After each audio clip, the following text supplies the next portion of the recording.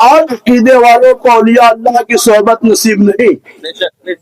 جیسے کہتے دیوبندی، وہابی، اہل خبیث، اگر جو بھی کہہ دو سب چلے گا، کیونکہ وہ ہمارے عقیدے سے ہٹ گیا ہے. کیا ہو گیا ہے؟ عقیدے سے جو ہی ہٹا اس کی ویلو وزن سب ختم. اور آپ جو ہی اولیاء اللہ کی بارگاہ میں آئے، آپ کے ویلو وزن کا مقام بڑھنا چلا جا رہا ہے، بڑھتا جا رہا ہے. اور جو ہی آپ نے مرید بنا، ابھی تک کچھ نہیں تھے لیکن قادری بن گئے، ابھی تک کچھ نہیں تھے چشتی بن گئے، ابھی تک کچھ نہیں تھے ابو الولائی بن گئے، ابھی تک آپ کچھ بھی نہیں تھے لیکن لیاقتی بن گئے. یعنی یہ نسبت میں ادنا کو اعلیٰ بنا دیا. یہ اعلیٰ جب نمازیں پڑھتے ہیں تو اس کے درجات بلند ہو جایا کرتے ہیں. جب یہ اعلیٰ تسبیح تعلیم کرتے ہیں ان کے مقام بلند ہو جاتے ہیں. جب گنہگار سیاہ کا بدکار ان کی صحبت میں جاتا ہے تو وہ بھی اللہ والا بن کر نکلتا ہے. کیونکہ یہ مسل سچ ہے کہ جاتی ہے صحبت کی اثر انسان کا در و دیوار بدل جاتا ہے. ہمیں عقیدہ ملا ہے، بولے سبحان اللہ. سبحان اللہ. بولتے ہیں میلاد کیوں مناتے ہیں؟ میلاد کیوں مناتے ہیں؟ جائز ہے کہ نہیں؟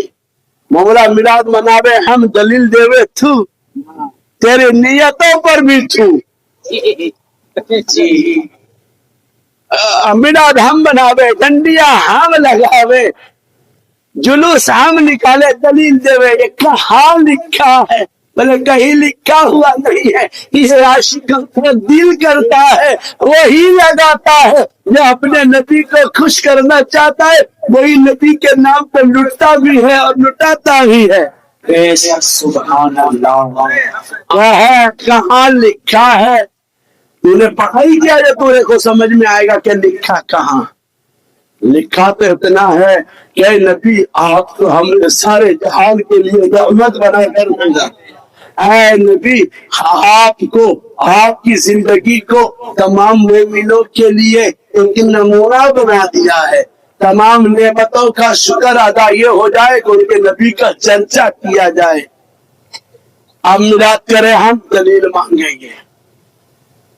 کسی کو کوئی ضرورت نہیں ہے کہ دلیل دیا جائے کہ آقا مولا کا میلاد جائز ہے کہ نہیں. ہمارا تو عقیدہ یہ ہے کہ مصطفیٰ جانے رحمت صلی اللہ علیہ وآلہ وسلم کا میلاد یقیناً منانا جائز ہے، اس لیے کہ وہ جو نہ تھے تو کچھ نہ تھا.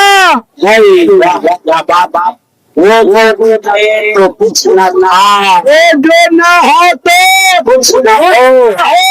وہ جان ہے جہان کی، جان ہے تو جہان. اور سنیو تو یہ عقیدہ لے کے چلتا ہے کہ حشر تک ڈالیں گے پیدائش مولا کی دھوم مثل پارس نجد کے آپ ہو جائے عدو چل کر مگر جب تک دم میں دم ہے نہ سن کا سنا تو تقدیر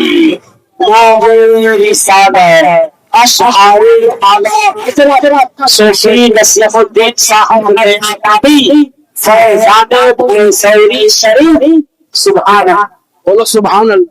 ماشاء اللہ. سبحان اللہ. ابھی آپ نسبت میں مضبوط ہم تاج دیتے ہیں ہٹا دیتے ہیں. کسی کو پیر بننے کی شوق، کسی کو کیا شوق، وہ ہٹا دیتے، پہنتے نہیں ہے. بعض اوقات شیخ سے محبت بھی کم ہو جاتی ہے، خود کے چکر میں دست بوسی کرنا بھی وہ بھول جاتا ہے. آپ ادھر آ جاؤ. عبدال بولا اس کے پیچھے میں مت کرو. اب دیکھیے خواجہ خواجگان کے مرید کون ہے؟ حضرت خواجہ قطب الدین بختیار کا کی. بولو سبحان اللہ. کون ہے خواجہ؟ بس یہ آخری بات پروگرام ختم. حضرت سیدنا قطب الدین بختیار کی قدس اللہ سر العزیز کس کے مرید ہیں؟ خواجہ معین الدین چشتی قدس اللہ سر العزیز کے. خواجہ قطب الدین بختیار کی مرید کون ہے؟ حضرت بابا فرید الدین گنج شکر. بابا فرید الدین گنج شکر کے خلیفہ کون؟ خواجہ نظام الدین محبوب الہی. محبوب الہی کے ایک خلیفہ گزرے ہیں جس کو کہتے ہیں روشن چراغ دہلی. یہ دلی میں رہنے والے کو پتا ہوگا کیا نام ہے اس کا؟ حضرت نصیر الدین روشن چراغ دہلی. یہ اپنے پیر و مرشد کے ہر ادا کو بڑے خوبصورتی کے ساتھ اپنی زندگی میں بسا لیا. ماشاء اللہ. بس پیر ہی اوڑھنا تھا، پیر ہی بچھونا تھا. ہر لب پر پیر ہی پیر، پیر ہی پیر تھا. ان کے ایک مرید تھے حضرت یوسف دراز بندہ نواز، جن کے حضرت نصیر الدین روشن چراغ کے کون ہے؟ یوسف دراز. یہ بھی اپنے پیر و مرشد کے گیت ہی گانے میں صبح و شام لگا دیتے. کوئی مرید آ جاتا تو اس کی خدمت کرتے، کھانا کھلاتے، اپنے پیر سے ملاتے، اپنے پیر کے بارگاہ کے خطاب بتاتے، عشق بتاتے کہ یہ نے خواجہ نظام الدین محبوب الہی کے ساتھ کیسی خدمات کیا، ہمیں اس دربار میں کیسی خدمات ہونی چاہیے. یہاں تک کہ دیوانی کی آپ کو تعریف. ماشاء اللہ. اللہ کرے کہ ہمیں اللہ کے ولیوں کے دیوانوں میں شامل کرنے. سبحان اللہ. یہاں ہے وہ دیوانہ بن قبر میں جائے تو دیوانہ بن کر، حشر میں اٹھے تو دیوانہ بن کر، اور وہ سامنے بات آ جائے، سامنے بات آ جائے تو کہے کہ سب خدا اور میں ہوں روبرو رسول خدا. اور میں یہ عاشق کہتا ہے، عاشق کہتا ہے کہ سب ہو پیش خدا اور میں روبرو رسول. اور میں روبرو رسول. آخر کار سیدنا نصیر الدین روشن چراغ دہلی قدس اللہ سر العزیز کا انتقال ہو جاتا. آپ پاگل کی طرح گھومنے لگے. آخر کار آپ کو غسل دیا گیا ایک کھاٹ کے اوپر. کیسے کھاٹ کے اوپر غسل دیا گیا، سرکار کو لے جایا گیا. انہوں نے وہ کھاٹ کے ساری رسیوں کو کاٹ لیا اور اس کو آپ نے اپنے بدن سے چپکا لیا. بولو سبحان اللہ. کیا بات. کیا کیا انہوں نے؟ آج تو تاج بھی نہیں پہنتے ہیں یار، لیکن دیکھیے عاشقوں کا، انہوں نے پوری رسیوں کو اپنے بدن سے چپکا لیا. اب اس رسی کے علاوہ بعض اوقات آپ کچھ پہنتے ہی نہیں تھے، وہی لگائے رہتے تھے. کیا لگائے رہتے تھے؟ وہی لگائے رہتے تھے، چپکائے رہتے تھے. ایک روز سیدنا روشن چراغ دہلی خواب میں آئے ہیں کہ تیری کھاٹ ساری یہ ہے کہ تم ہمارے غسل کے آخری کری کے تم نے کھاٹ کی رسیوں کو اپنا بچھونا بنا لیا. تو دکن چلا دو، ہم نے اپنے شیخ سے تمہارے کو بہا کر شہنشاہ بنا دیا. بنا دیا، آقا شہنشاہ بنا دیا. آج بھی دنیا انہیں کھا جائے دکن کے نام سے. کیسو دراز بندہ نواز کوئی درگاہ والے سرکار کے نام سے جانتی پہچانتی ہے. ماشاء اللہ. سبحان اللہ. حضرت یوسف دراز نام سن رہے نام بہتوں کو جانتے ہوں گے. گلبرگہ ہم نے حاضری دی الحمدللہ. ماشاء اللہ. آج ان کے جب آپ دیوانے ہو گئے تو میں نے یہ کہا نا ابھی مشتر صاحب نے کہ دیوانہ نہ جانے کہاں خدا جانے کہاں. وہ دیوانگی جب طاری ہو گئی، ان پر انکشاف ہو گیا، آپ مجذوب بن گئے تو آپ گلبرگہ شریف میں رہنے لگے. آپ کی بارگاہ میں ہر خاص و عام آتا اور دیدار کرتے اور چلے جاتے. آپ کے لب مبارک یعنی یہ جو موچھ ہے، دیکھیے شریعت کے مطابق موچھ رکھنا گائے جتنا ہے کہ آپ کے لب سے نیچے نہ جائے، یعنی پانی وغیرہ پیو تو اس میں موچھ نہ جائے. آپ نے تو بڑے ہوشیار ہیں بھائی، بس آخری کڑی ہے اب، بس آخری کڑی، اب موچھ نہ جائے اسی لیے ہم اسے کٹوا کر کے لب کے قریب رکھتے ہیں. बहुत ने तो कहा कि ऐसे बात है, मुझ पे पानी में जाए तो मकरू, तो बोले हाँ मकरू हो जाता है। बोले मैं इसे निकाल दूंगा। हाँ, एक भाई ने पूरा ही निकाल दिया। बोले न रहेगा पास न बचेगी मास्टरी वाला। ये मौलाना का मसला ही पूरा कर दिया कि बढ़ेगा तो जायज, ना जायज है, न जायज है। बोले वो मसला निकालो, पूरा छिल डालो। फिर बोले जब दाढ़ी दिख रहा है, बोले इसको भी निकाल डालो, बस फ्री माइंड, फ्री हो जाओ। ऐसा नहीं, खुदा ऐसा न करो। तुम दाढ़ी रख के चलते हो तो गैर भी कहते हैं कि मुसलमान जा रहा है, ये भी कहता है कि ये मुसलमान जा रहा है, बेगाने भी यानी तुम्हारे दीन का भी प्रचार हो रहा है। और जब सब मिलकर तुम्हें मुसलमान कहता है तो अल्लाह फरमाता है कि फिर इस तरह से मुसलमान में लिख दो कि ये मुसलमान जा रहा है।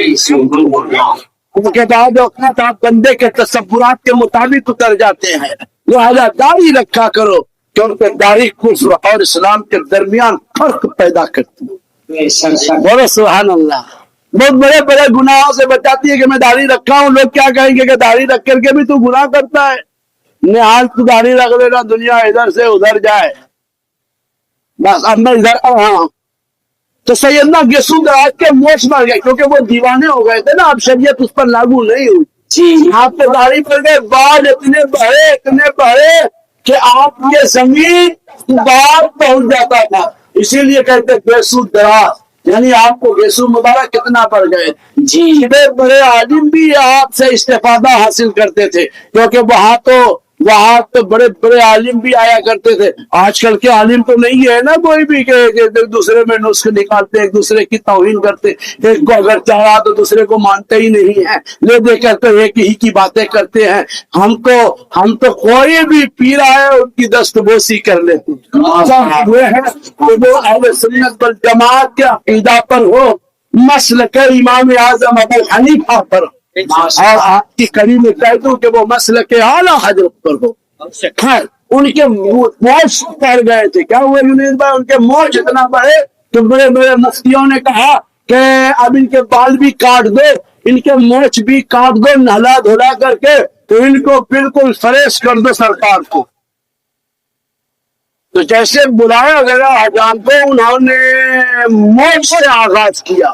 ऐसा जैसे मोच काटा तो देखने वालों में हर खासो आम मौजूद थे। मुस्लिम, हिंदू, सिख, ईसाई। पहले तो एक ही पीर फकीर का दरबार चलता था, उन्हीं से सबका कारोबार चलता था, उन्हीं से घरबार चलता था, उन्हीं से सारा मामलात हल हो जाया करता था, क्योंकि ये मरीजों का शिफा खाना था। एक शायर पढ़ रहा था मेरे पीरो मुर्शिद की बारगाह में कि वल्लाह को अगर दिल से कोई देखे, हर जाहिर बातिल के मरीजों का है शिफा।